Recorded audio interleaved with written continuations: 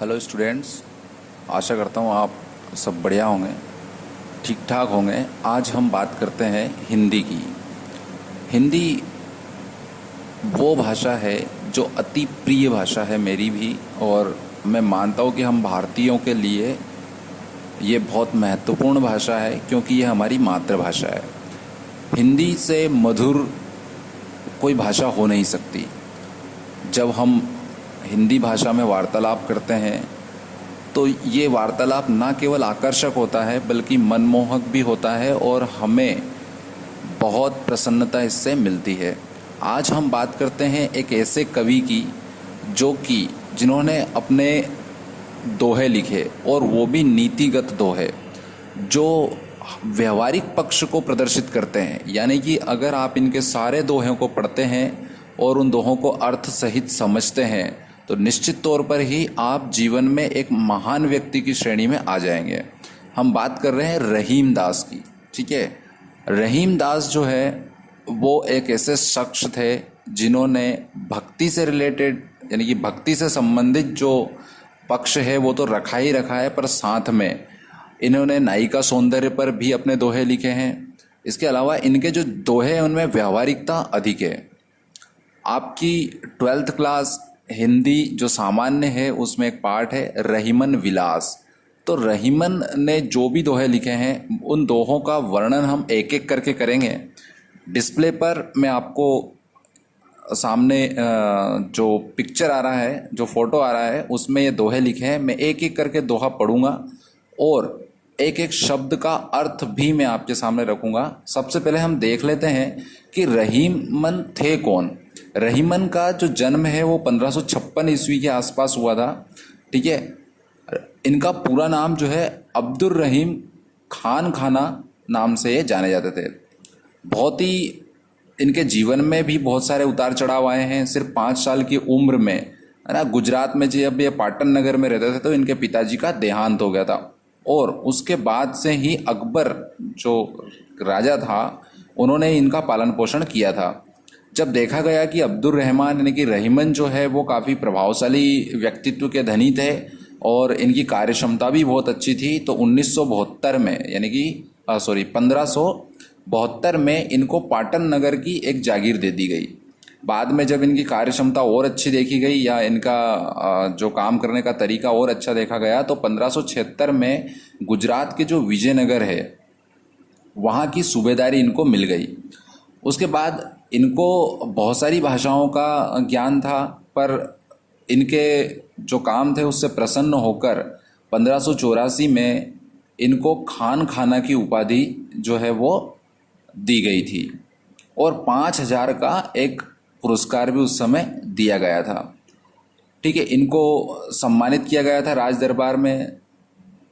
इनका विवेक और ये काफ़ी विनम्र, उदार, दानशील व्यक्तित्व के धनी थे। 1662 में जब ये 70 वर्ष की आयु में थे तब इनका देहांत हो गया था।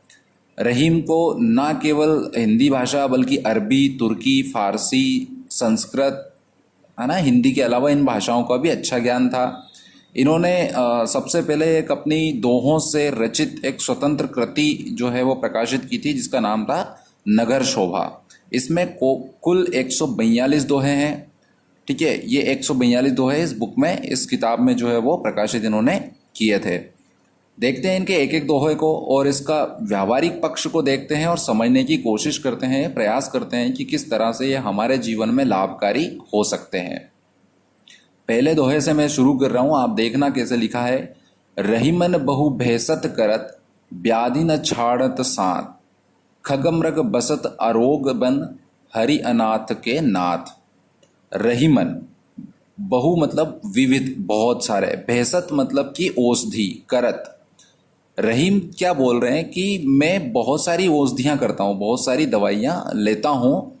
व्याधि न छाड़त साथ, छाड़त मतलब छोड़ना, व्याधि मतलब रोग। वो बोल रहे हैं कि बार बार कई सारी जो औषधियाँ हैं उनसे भी जो रोग है, जो बीमारी है वो सही नहीं हो रही है। खग मृग बसत अरोग बन, जो पशु पक्षी रहते हैं ना, पशु पक्षी, वो सब जो है वो अरोग मतलब कि एकदम स्वस्थ रहकर बनकर घूमते हैं। तो ऐसा क्या है कि एक इंसान बार बार कई सारी बीमारियों का इलाज करता है पर बीमारियां सही नहीं होती है, परंतु ये जीव जंतु जो है वो सब स्वस्थ होकर घूमते हैं। वो कहते हैं कि इसके पीछे कारण है हरि अनाथ के नाथ, क्योंकि ये सब अनाथ होते हैं और हरि यानी कि ईश्वर जो है इनके नाथ होते हैं। तो वो कह रहे हैं कि आप जो हो वो भी अपने आप को ईश्वर की शरण में रख कर तो देखो। ईश्वर आपको बिल्कुल अनाथ नहीं होने देगा, वो आपका सबका नाथ है, ना केवल इंसानों का बल्कि पशु पक्षी जीव मात्र का वो नाथ है।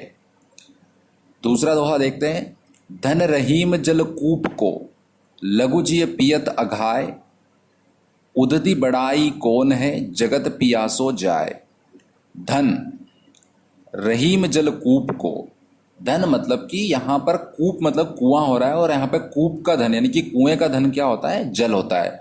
तो जो जल होता है कुएं का वो क्या होता है, लघु यानी कि छोटा, जी मतलब जीव, पियत मतलब पीना, अघाय मतलब कि संतुष्ट होना।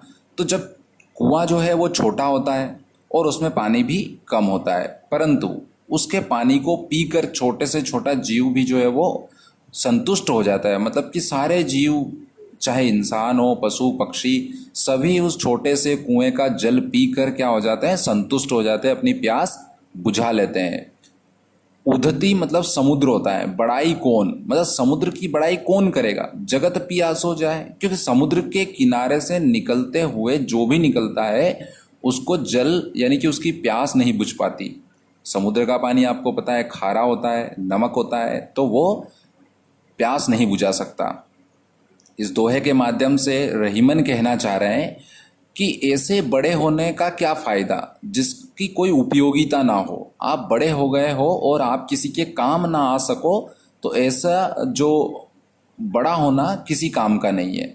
और ऐसे व्यक्ति की तारीफ करना, ऐसे व्यक्ति का गुणगान करना जो कि बड़ा है, विशाल है ना, जिसके पास धन संपत्ति ताकत है ना, बल सब कुछ है, परंतु वो क्या नहीं है, दूसरों के काम नहीं आता है, उस व्यक्ति से वो छोटा व्यक्ति, वो निर्धन व्यक्ति बेहतर है और कई गुना अच्छा है, जो कि दूसरों के काम आ जाता है। दूसरों के काम आना सबसे बड़ी बात है। तो बड़ा होना महत्वपूर्ण नहीं है, लोगों के काम आना महत्वपूर्ण है।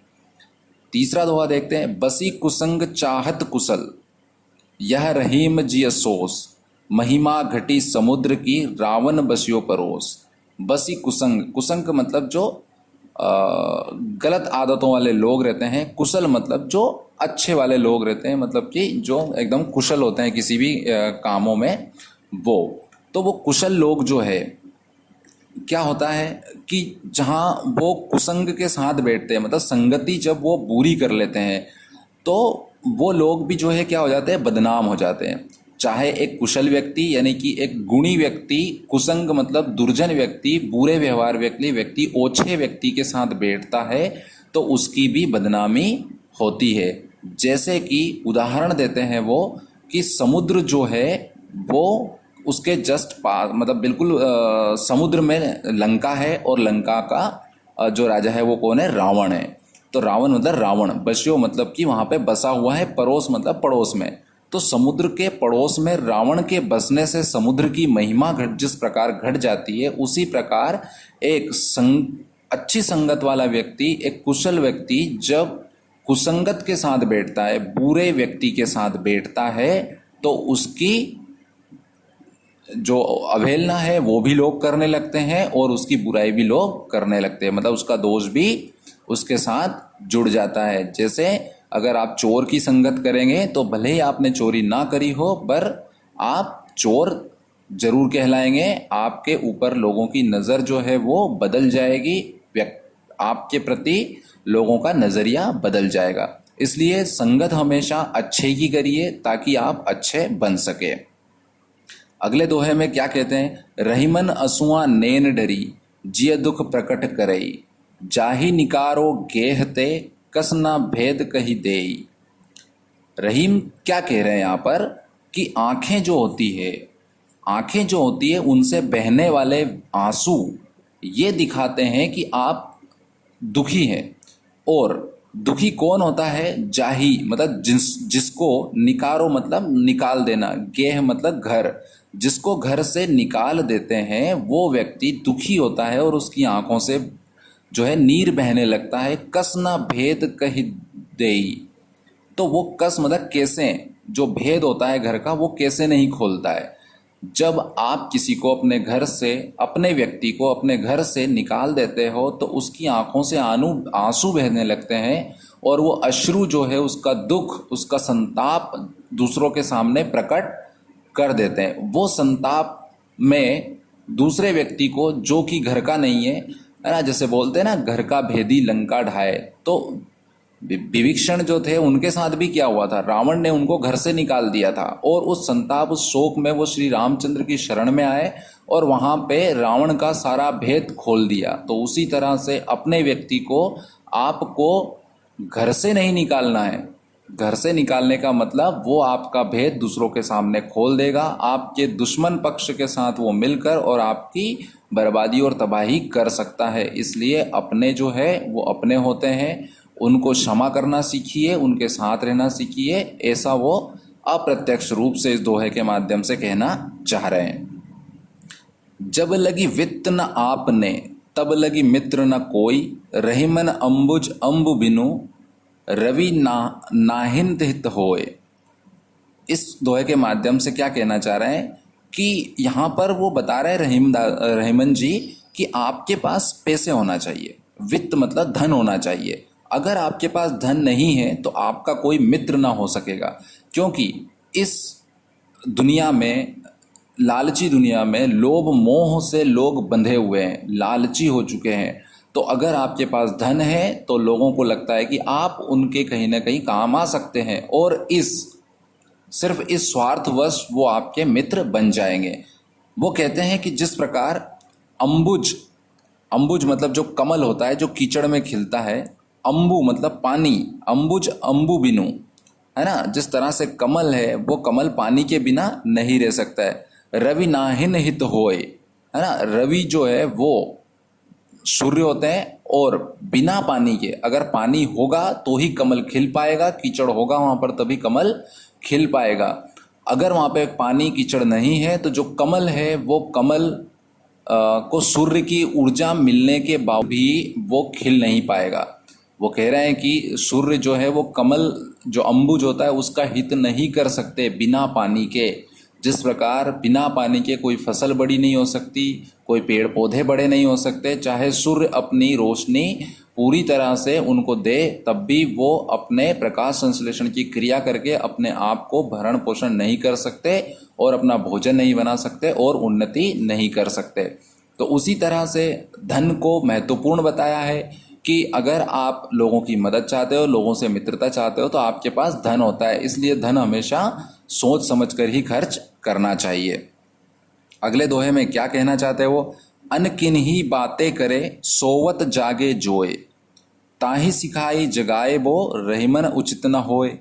वो कह रहा है कि अनकिन ही बातें करे मतलब अनर्गल बातें लोग करते हैं, सोवत जागे जोए, जो कहने का मतलब है उनका कि जो अज्ञानी होता है वो व्यर्थ की बातें करता है और उन व्यर्थ की बातों को करने से हम अगर उनको रोकते हैं, समझाते हैं तो उनको इस बात का कोई फर्क नहीं पड़ता, नहीं होते हैं। ऐसे लोगों को रहीमन कहते हैं कि वो सोए हुए हैं, और ऐसे सोए हुए लोगों को जगाना मतलब ऐसे अज्ञानी लोगों को ज्ञान देना व्यर्थ होता है। उसमें एक ज्ञानी कुशल पुरुष जब ज्ञान देता है उसको, तो वो अपना समय बर्बाद कर रहा है, व्यर्थ अपना समय गंवा रहा है। ऐसे व्यक्ति को समझाने में जो अज्ञानी है, आधा ज्ञान जिसके पास है और अपने आधे ज्ञान के बूते पर वो लोगों को अपना ज्ञान देता रहता है और कभी भी ज्ञान की कोई बात नहीं सुनता है। तो इस दोहे के माध्यम से हमारे कवि जो है वो हमें ये कहना चाह रहे हैं कि आप आधे ज्ञानी मत बनिए। आपको अगर ज्ञान नहीं है, आप अपने आप को शांत रखिए और जो एक कुशल, एक ज्ञानी पुरुष, ज्ञानी व्यक्ति आपसे कुछ कह रहा है तो आप उसको जरा ध्यान से सुनिए और आप सीखने की को प्रयास करिए। और अगर आप समझदार हैं, आप कुशल व्यक्ति है, तो ऐसे व्यक्तियों को समझाने से कोई लाभ नहीं होगा जो अपने आप में ज्ञानी समझते हैं, वो सोए हुए के समान होते हैं और ऐसे लोगों को जगाना रहीमन के अनुसार उचित नहीं होता है। अगले दोहे में कहते हैं, देनहार को और है भेजत सो दिन रेन, लोग भरम हम पे धरे याते नीचे नेन। रहीमन क्या कह रहे हैं कि देने वाला, देनहार मतलब देने वाला, को मतलब कोई और ही है, भेजत सो दिन रेन, जो मेरे पास भेज रहा है, धन भेज रहा है, जो मुझे दे रहा है, वो देने वाला तो कोई और ही है, वो देने वाला तो ईश्वर है जो मुझे दे रहा है। और मैं तो क्या हूँ, मैं तो सिर्फ लोगों को देता हूँ। और मैं हमेशा क्या करता हूँ, जब भी लोगों को, याचक जो आता है उसको, लोगों को जो भ्रम होता है कि मैं उनको दे रहा हूँ, नहीं, हम उनको दान नहीं दे रहे हैं, मैं उनको दान नहीं दे रहा हूँ, दान तो देने वाला कोई और ही है। मैं अगर दे रहा हूँ तो मैं सिर्फ ईश्वर का एक दूत के रूप में काम कर रहा हूँ, उसने मुझे दिया है ताकि मैं लोगों को दे सकूं। और लोगों को कहीं ये भ्रम ना हो जाए कि मैं उनको दे रहा हूँ, इसलिए जब भी मैं किसी को दान देता हूँ या किसी की मदद करता हूँ, मैं अपने नैन जो है, अपने नैन मतलब अपने जो आंखें हैं वो नीचे करके देता हूँ, अपनी नैनों को झुकाकर उनको दान देता हूँ। मैं कभी भी उस चीज़ पे घमंड करके दान नहीं देता हूँ कि मैं उनको दान दे रहा हूँ, क्योंकि मैं समझता हूँ कि ये देने वाला जो है वो ईश्वर है। लोगों को ये भ्रम ना हो जाए कि मैं दानी हूँ, नहीं, मैं दानी नहीं हूँ, दानी तो ईश्वर है। तो जब भी आप किसी की मदद कर रहे हो, जब भी आप किसी को कुछ दे रहे हो, खाने का दे रहे हो या उसे रुपए पैसे दे रहे हो, तो कभी भी आप ऐसा मत सोचिए कि मैं बड़ा दानी हूँ और आप सीना तान कर चारों तरफ घूमते रहें और अपने आप का गुणगान करते फिरें। ऐसे दानी जो है वो दानी नहीं कहलाते हैं, वो अभिमानी कहलाते हैं। तो ऐसा अभिमान अपने अंदर नहीं रखना है। चाहे आप ज्ञान दे रहे हो किसी को, चाहे आप शिक्षा दे रहे हो किसी को, चाहे आप धन दे रहे हो किसी को, चाहे आप अनाज का दान कर रहे हो, धन का दान कर रहे हो, किसी भी तरह के दान आपकी श्रद्धा अनुसार करिए, कभी भी उसके ऊपर घमंड। अगले दोहे में क्या कहते हैं, छिमा बड़ेन को चाहिए छोटन को उत्पाद, का रहीम हरि को घट्यो जो भृगु मारी लात। क्षमा मतलब क्षमा, बड़ेन मतलब बड़े को, बड़े को क्या चाहिए, जो बड़े हैं उनको क्षमा करना आना चाहिए, यानी कि उनके अंदर क्षमा का गुण होना चाहिए।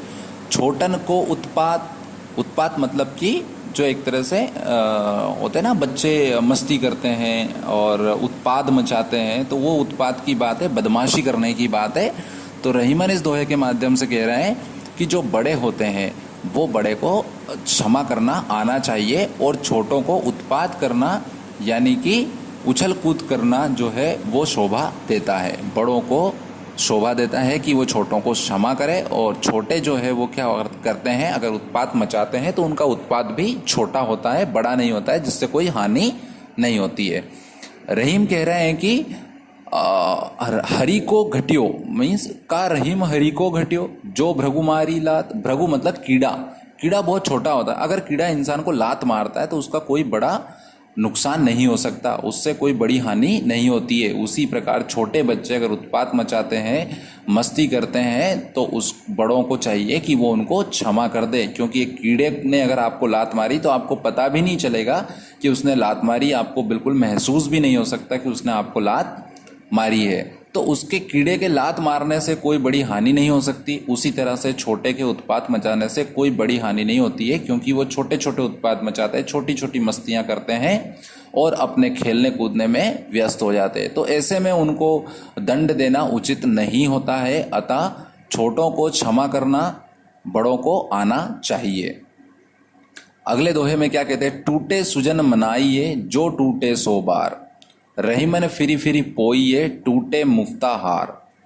रहीमन जी कह रहे हैं कि टूटे सुजन मनाइए। सुजन मतलब जो स्वजन है, हमारे लोग हैं। अगर हमारे प्रिय लोग हमसे रूठ जाते हैं, टूटे मतलब रूठ जाते हैं, हमसे अलग हो जाते हैं, तो अगर वो 100 बार भी, अगर वो बार बार भी हमसे रूठ जाते हैं तो हमें उन्हें मनाना चाहिए। क्यों मनाना चाहिए, उसके लिए एक उदाहरण दिया उन्होंने कि वो किसके समान होते हैं, वो मोतियों के समान होते हैं। जिस तरह से टूटे मुक्ताहार मतलब मोतियों की माला जब टूट जाती है तो क्या मोतियों को हम फेंक देते हैं? नहीं, हम मोती, क्योंकि उनकी बहुत कीमत होती है, महंगे होते हैं और अधिक धन खर्च होता है उनको खरीदने में दोबारा, तो इसलिए उन मोतियों की हार को जब वो टूट जाता है बार बार, फिर भी हम एक नए धागे में उनको पिरोकर और फिर धारण करते हैं। तो उसी प्रकार क्या होता है कि जो स्वजन होते हैं, हमारे अपने लोग होते हैं, वो भी मोतियों के समान हमारे लिए अमूल्य है। उनको अमूल्य मानिए। अगर वो आपसे रूठ गए हैं तो आप उनको मनाइए। ऐसा नहीं कि उनसे द्वेष, ईर्ष्या या जलन महसूस करें, ऐसा बिल्कुल नहीं करना है। आपके लोग अपने लोग हैं, उनको आप उन मोतियों से भी कीमती बनाकर रखिए। वो उन मोतियों से भी अमूल्य है। मोती तो एक बार कहीं गुम जाएगा, दूसरा हम उसको खरीद सकते हैं, दूसरा मोती हमारे मोतियों के हार में पिरो सकते हैं, है ना। पोइए मतलब पिरोना, तो पिरो सकते हैं बार बार। फिरी फिरी मतलब बार बार। कई बार हम हार के टूट जाने से मोतियों की माला को दोबारा से पिरो लेते हैं। तो हमारे स्वजन, हमारे अपने लोग, हमारे भाई बंधु, हमारे रिश्तेदार जो हमसे रूठ जाते हैं, तो उनको हमें बार बार मना लेना चाहिए। अगले दोहे में क्या कहते हैं? रहीमन पानी राखिए, बिनु पानी सब सून, पानी गए न ऊबरे, मोती मानुष चून। रहीमन क्या कह रहे हैं यहाँ पर कि पानी राखिए, पानी होना चाहिए। पानी का अर्थ यहाँ पर 3 अलग अलग जगह पर है। मोती मतलब उसमें मोती में पानी का अर्थ चमक से है। मानुष मतलब मनुष्य में उसकी इज्जत का है। और चून मतलब आटे में पानी का शाब्दिक अर्थ पानी ही से है। तो आटा जब आप बनाते हो भोजन बनाने के लिए, चपाती रोटियां बनाने के लिए, तो आटे को भिगोना पड़ेगा, आटे को चुनना पड़ेगा आपको। तो आटे को गूंथने के लिए जिस तरह से पानी का महत्व होता है, उसी तरह इंसान में उसकी इज्जत का महत्व होता है और मोतियों में चमक का महत्व होता है। जब तक मोती में चमक नहीं होगी तो उसका कोई मूल्य नहीं होगा। और मनुष्य में अगर इज्जत नहीं होगी, अगर उसकी इज्जत चली जाएगी तो उसका कोई महत्व नहीं रह जाएगा। और आटे में से अगर पानी को निकाल लिया जाए तो उसके आप रोटियां नहीं बना सकते। इसलिए रहीमन क्या बोल रहे हैं कि पानी रहना चाहिए। पानी अगर नहीं रहा तो सब कुछ खत्म हो जाएगा, सब कुछ व्यर्थ है। अतः हमें मनुष्य को अपनी इज्जत संभाल के रखना होगी। जिस तरह मोती अपनी चमक बनाए रखता है, उसी तरह इंसान को भी अपनी इज्जत को बनाए रखना है। अगले दोहे में क्या कहते हैं? मथत मथत माखन रहे, दही मही बिल गाय, रहीमन सोई मीत है, भीर परे ठहराए। मथत मथत माखन, माखन मतलब मक्खन। मक्खन को जब आप बार बार मथते हो तो वो पूरा घुल जाता है और एक जैसा हो जाता है, परंतु वो उसमें कोई अंतर नहीं आता है। दही मही बिलगाए, और जब वो दही बन जाता है, और दही को जब आप बिलोते हो, बिलगाए मतलब जब बिलोते हो, तो उससे क्या हो जाता है? मट्ठा अलग निकल जाता है जिससे घी बनता है। तो मक्खन तो क्या होता है कि साथ रहता है, और दही जो है वो क्या करता है? तुरंत ही साथ छोड़ देता है। छाछ अलग निकल जाती है और घी अलग निकल जाता है। तो रहीमन क्या बोल रहे हैं कि रहीमन सोई मीत है, कि रहीमन क्या कह रहे हैं कि वैसा ही, सोई मतलब वैसा ही, मीत मतलब मित्र होता है, मित्र भी वैसा ही होता है। भीर मतलब आफत, जब परेशानियां पड़े ठहराए।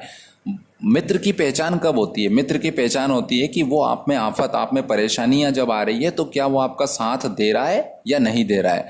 तो रहीमन कह रहा है कि मित्र जो है वो माखन के समान होना चाहिए, जो आपको हर किसी भीर मतलब कि हर किसी आफत में आपका साथ दे। तो आप एक अच्छे मित्र को पहचान सकते, एक साथ देने वाले मित्र की पहचान कर सकते हैं। आप उससे कहिए कि मुझे ये समस्या है और तुम्हें हमारा साथ देना है। और अगर वो साथ नहीं देता है, आपसे टूट जाता है, आजकल फ़ोन वगैरह आप करते हो, फ़ोन नहीं उठाना, है ना, बात नहीं करना, मैसेज का जवाब नहीं देना, है ना, ऐसी सारी हरकतें जो है आपके मित्र आपके साथ अगर करते हैं तो वो आपके सच्चे मित्र नहीं है। सच्चा मित्र वो है जो आपकी हर स्थिति में आपका साथ दे। आशा करता हूँ ये आपको बहुत अच्छे से समझ में आया होगा। ये जो रहीमन जी जो थे, जो हमारे कवि हैं, इन्होंने पूरी तरीके से पारदर्शिता के साथ व्यवहारिक पक्ष को हमारे साथ सामने रखने का प्रयास किया है, और हमें जीवन में ये बातों को उतार लेना चाहिए। धन्यवाद।